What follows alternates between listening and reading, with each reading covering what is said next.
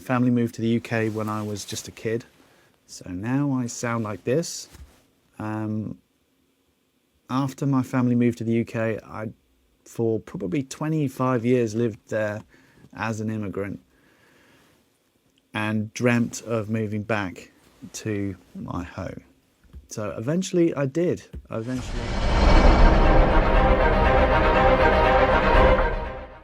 Decided to finally do a testimonial. I had initially walked away. In 2020, I found Brandon Straka's group after a lot of soul searching and came to the conclusion that I had to make an effort to redefine myself. So let's, I guess, start at the beginning. My name's Matt, by the way. I'm used to doing streaming online using avatars. You may probably haven't heard of me. I do pig-related stuff as Oinker and Pigwig. I guess I'm an introvert, but I've kind of felt compelled to be as noisy as possible because of what I have seen going on in the world. My family moved to the UK when I was just a kid, so now I sound like this. After my family moved to the UK, I, for probably 25 years, lived there as an immigrant and dreamt of moving back to my home. So eventually I did. Eventually I, through circumstances, financial circumstances, through just having this need to see if this dream of being in America actually made sense, I moved back in 2012, and up until then, I considered myself a conservative in the kind of British sense. If you look at the way that the Conservatives are over there, I'd kind of made the parallel that the Democrats were an equivalent of the UK's Conservatives, and I decided for some reason that the Republicans were pretty much fascists, and I just jumped to that conclusion. I think I was just lazy. I was more interested in my family and my career, and not really paying attention to what was going on. I suppose if you've got enough money coming in, you don't really care, do you? So much. It's easy to be asleep to what's going on in the broader world. Voted for Obama, voted for Bernie Sanders, voted for Hillary Clinton. I donated to Democrat candidates. Thought I was doing doing a good thing. Thought I was being enlightened, but at the same time I was being, to be honest, kind of lazy and self-indulgent, and not the best version of myself. I'm married. I have a family, and it was my dream to set up a home in my country. When Trump won, I was, I guess, initially surprised in 2016. I kind of was shocked. But it was easy to forget and move on and just get back into life. And I think that's one of the reasons why I ended up looking a bit deeper into Donald Trump, was because actually the 4 years that he was the president were probably the 4 best years that I ever had. And that was until 2020, when the last impeachment attempt, I think, is what kind of unstuck me, because I thought at the time impeachments were a done deal. I thought maybe there was a technicality on the first one. I wasn't really paying attention. But to be impeached a second time and for nothing to happen because of it just seemed like, hang on, something's broken there. What's going on?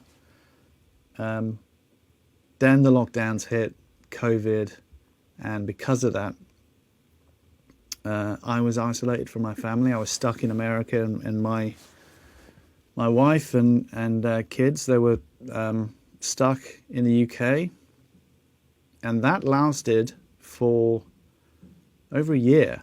I couldn't actually see them. I couldn't get back to them because of all the restrictions on flights and stuff. So it was pretty dark, lonely times around then, around the first third of 2020. I was, I guess, just playing a load of video games and trying to forget what was going on. But then, I suppose, if it hadn't been for the riots kicking off outside my apartment, and the whole town getting trashed, and seeing the complete disconnect between what was being reported in the media and what was actually happening outside. I can see people running down the street with arms full of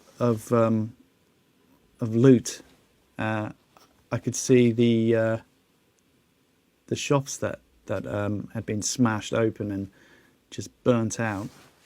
It was a pretty shocking day when that happened. I think that was the day I decided that I had to look deeper. I had to look into what was going on with President Trump, because what with the lockdowns, with all this fear-mongering with COVID and all the riots kicking off that were being what appeared to be completely forgiven by the media and the Democrat politicians, I had to look deeper. So I found Right Side Broadcasting. I watched a few Trump rallies and realised I'd been lied to. I mean, again, it's constantly discovering you've been lied to one more time and something else wasn't truthful, and all these lies seem to be deliberately there to keep me from, or keep people from looking deeper, from actually looking into President Trump and giving him the benefit of the doubt. So I did, and it's kind of been a bit of a landslide ever since.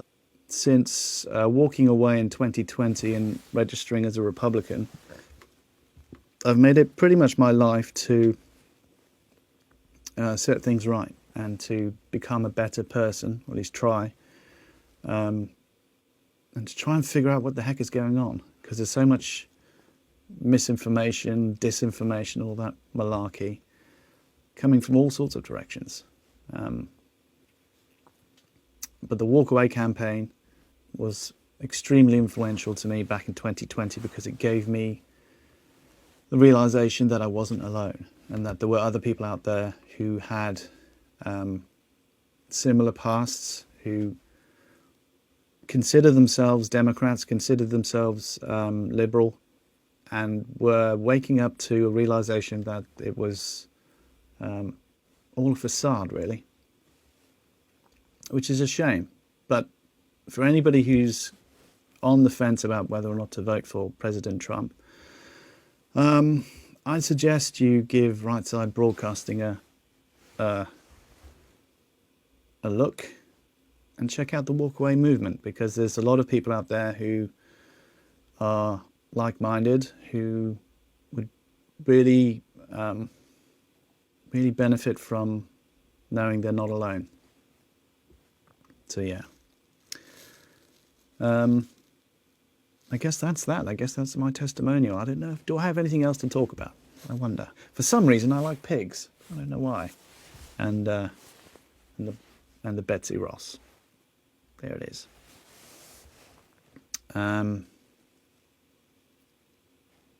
There we go. That's my walk away testimony. Matthew Ricks, signing off. For more great videos, download the Walkaway Social app at walkawaysocial.com. Share your testimonial and join our community.